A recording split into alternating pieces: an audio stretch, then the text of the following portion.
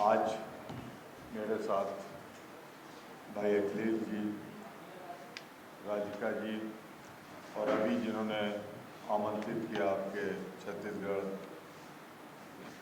के हमारे सभी कोऑर्डिनेटर। आज एक बहुत महत्वपूर्ण दिन है। भारत ही नहीं, दुनिया के इतिहास का, जब हम सरदार पटेल आज जो अखंड भारत का मानचित्र है, ये उन्हीं की देन। और आज के ही दिन जहाँ उनकी हम जयंती मना रहे हैं, वहीं आज इतिहास में सर्वोच्च बलिदान देने वाली शक्ति के प्रतीक परम श्रद्धेय इंदिरा जी का बलिदान दिवस भी है। ये सिर्फ कांग्रेस के लिए नहीं, देश के लिए एक महत्वपूर्ण दिवस है। हम श्रद्धा के साथ अभी नीचे कार्यक्रम पूर्वक हम लोगों ने उनको स्मरण किया और एक बार फिर मैं आप लोगों के बीच में उन्हें श्रद्धा से प्रणाम करते हुए फिर हम श्रद्धांजलि देता हूँ। साथियों, आपको स्मरण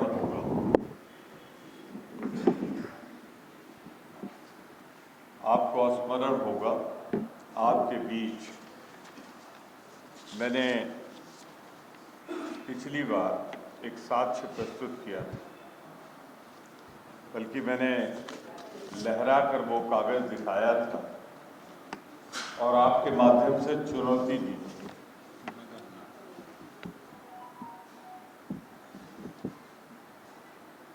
डॉक्टर कलानिधि बीरा स्वामी जी ने सवाल पूछा था लोकसभा में,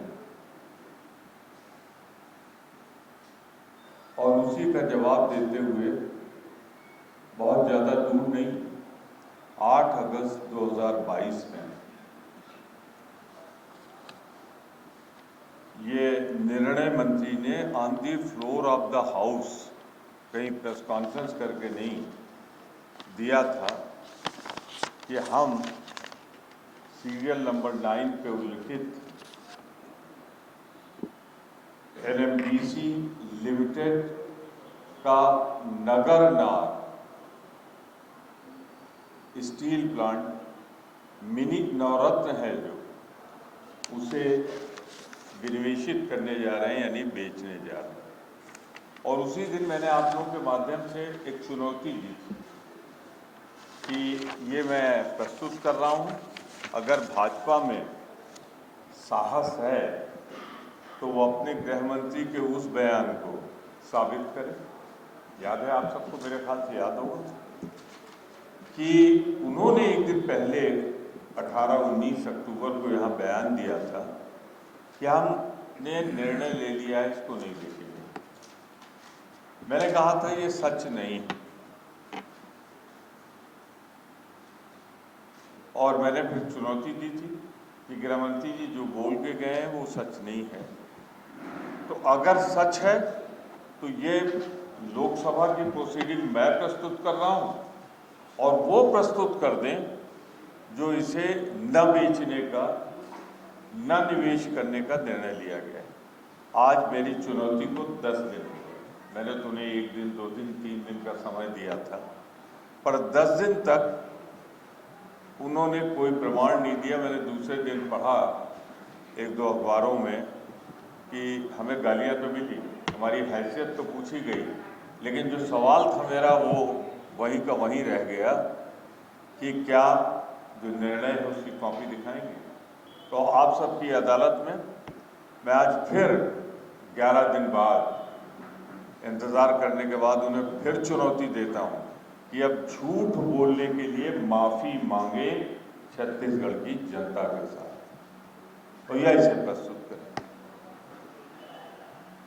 तो मैं आप ही लोगों को इसमें साक्ष्य बना रहा हूँ, आप ही लोगों को सामने की बात कर रहा हूँ।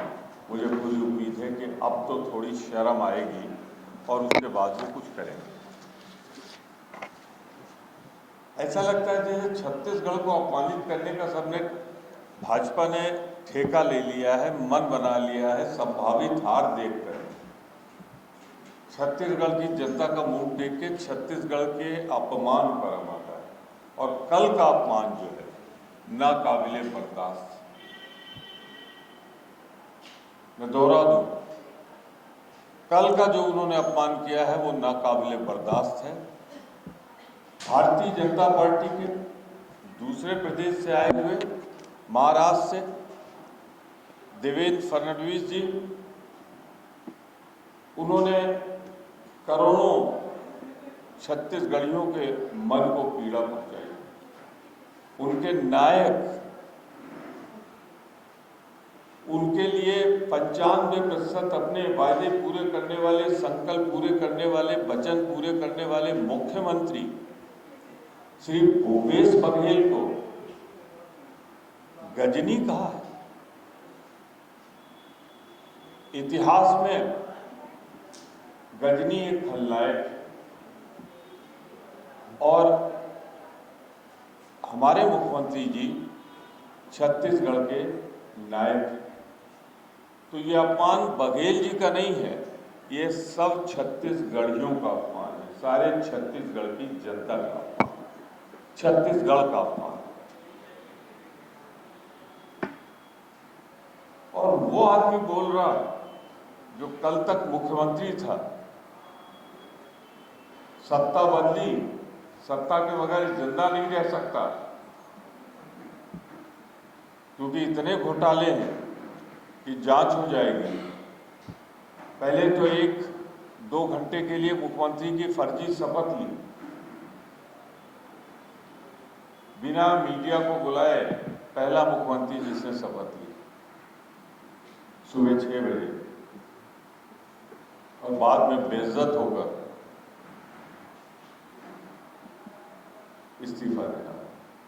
अब दोबारा ना मिले मुख्यमंत्री पद तो उप मुख्यमंत्री पद बनकर उस व्यक्ति के अधीन काम कर रहे हैं जिसकी सदस्यता भी खतरे में है, सुप्रीम कोर्ट बार बार जान रहा है।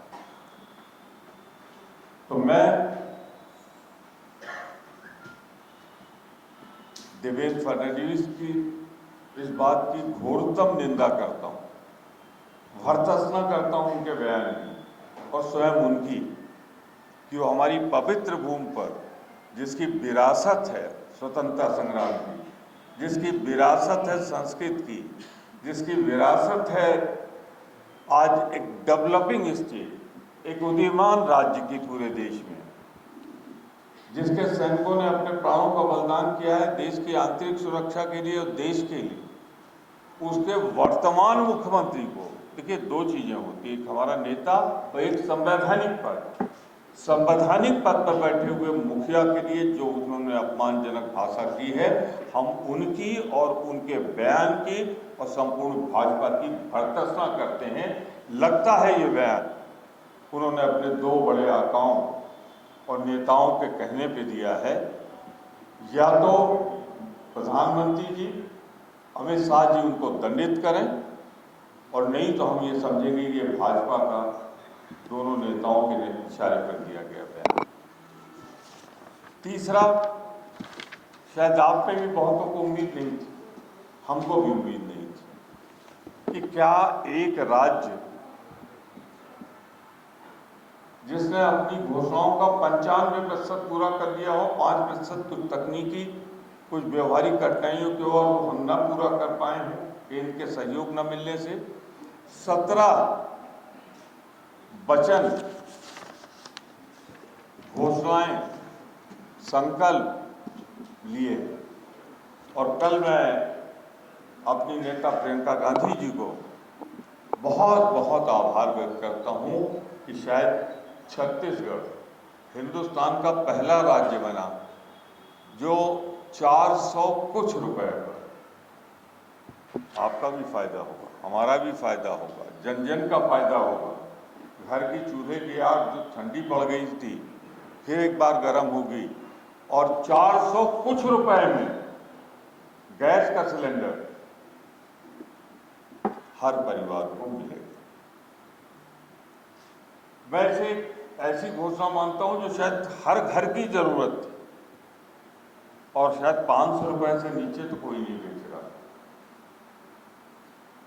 तो कांग्रेस सरकार के समय से बढ़ा के 1200 तक ले जाने का श्रेय भाजपा को है, और वहां से घटा के लाने का 400 कुछ करने का श्रेय भूपेश बघेल को है, यहाँ की सरकार को है, छत्तीसगढ़ की कांग्रेस पार्टी को। ये पूरी की पूरी मैं पढ़ देता हूं। इसमें कुछ राहुल गांधी जी ने की और कुछ हमारे प्रियंका गांधी जी ने की है। कर्ज माफी 2018 की तर्ज पर जैसे हुई थी, अब आगे भी होगी। 20 क्विंटल प्रति एकड़ की दर से होगी धान खरीदी। छत्तीसगढ़ आवास न्यास योजना के माध्यम से गरीबों के लिए 17 लाख आवास, 17 लाख जातिगत जनगणना होगी। ये हमारी पुनः सरकार बनने पर 28 अक्टूबर को हमने किया है केजी से पीजी तक निःशुल्क शिक्षा। स्कूल की तर्ज पर अब कॉलेज में भी ट्यूशन फीस नहीं। ये पहला राज्य है देश में, और दुनिया में शायद 2-4 राज्य देश होंगे। वनोपज की खरीदों पर एलसीपी के ऊपर 10% अतिरिक्त देंगे। तेंदुपत्ता संग्राहकों को 4,000 रुपये प्रति यूनिट सब्सिडी। 29/10/23 को जो घोषणाएं की, खूबचंद बघेल स्वास्थ्य सहायता योजना के तहत गरीब वर्ग को 5 लाख से बढ़कर 10 लाख रुपए तक मुफ्त इलाज, अन्य सभी लोगों को 50,000 से बढ़कर 5 लाख तक मुफ्त इलाज की सुविधा होगी। राजीव गांधी भूमि किसान न्याय योजना में मिलने वाली राशि 7,000 से बढ़कर 10,000 रुपए। लिखने की जरूरत नहीं, क्योंकि इसकी तकलीफ हम आपको दे देंगे। प्रियंका जी ने कल घोषणा की, उस समय मैं मौजूद था उस सभा में। सिलेंडर रिफिल करने पर 500 रुपए की सब्सिडी घर की महिला के बैंक खाते में आएगी। 200 यूनिट तक बिजली फ्री। अधिक खपत जिनकी होगी वो भी छूटेंगे नहीं। अधिक खपत पर 200 यूनिट प्रतिमाह तक निःशुल्क बिजली। वर्तमान में अमीर, गरीब, शहरी, ग्रामीण सभी उपभोक्ताओं को 400 यूनिट तक बिजली बिल हाफ का लाभ मिल रहा है। महिला स्व सहायता समूहों द्वारा सक्षम योजना के अंतर्गत किए गए ऋण माफ। पूर्व में भूपेश सरकार ने 12 करोड़ 77 लाख रुपए की कर्ज माफी महिला एवं सहायता समूहों की की है। आगामी वर्षों में 7 से नवीन ग्रामीण औद्योगिक पार्कों की स्थापना। राज्य के सभी सरकारी स्कूलों को स्वामी आत्मानंद इंग्लिश एवं हिंदी मीडियम स्कूलों में अपग्रेड करेंगे। रमन सरकार ये बंद करते हैं, हम उसे खोलते हैं। रमन सरकार के दौरान बंद किए गए 3,000 से अधिक सरकारी स्कूलों को पुनः खोला जाएगा। वर्तमान में 7 से 47 स्वामी आत्मानंद उत्कृष्ट स्कूल संचालित हैं। छत्तीसगढ़ के निवासियों के सड़क दुर्घटना में तथा अन्य आकस्मिक दुर्घटनाओं में मुख्यमंत्री विशेष स्वास्थ्य सहायता योजना के तहत 25 लाख तक की चिकित्सीय सहायता। 16वीं परिवहन व्यवसाय से जुड़े 6,000 से अधिक वाहन मालिकों के वर्ष 2018 तक के 126 करोड़ राशि के बकाया मोटरयान कर, सस्ती और ब्याज कर्ज की माफी। राज्य के किसानों से तिवरा का भी समर्थन मूल्य पर खरीदा जाएगा। ये 17 घोषणाएं मैं दोहरा रहा हूँ आपके बीच में। कंपाइल्ड है ये, जो अब तक कांग्रेस ने की। एक तरफ तो हमारे लिफाफे में ये सब कुछ है, भाजपा के लिफाफे में क्या? एक भी घोषणा, एक भी योजना, लिफाफा खाली है। लिफाफा जो मैंने कहा कि हमारी लिफाफे में तो इतना सब कुछ है, और भाजपा का लिफाफा खाली है।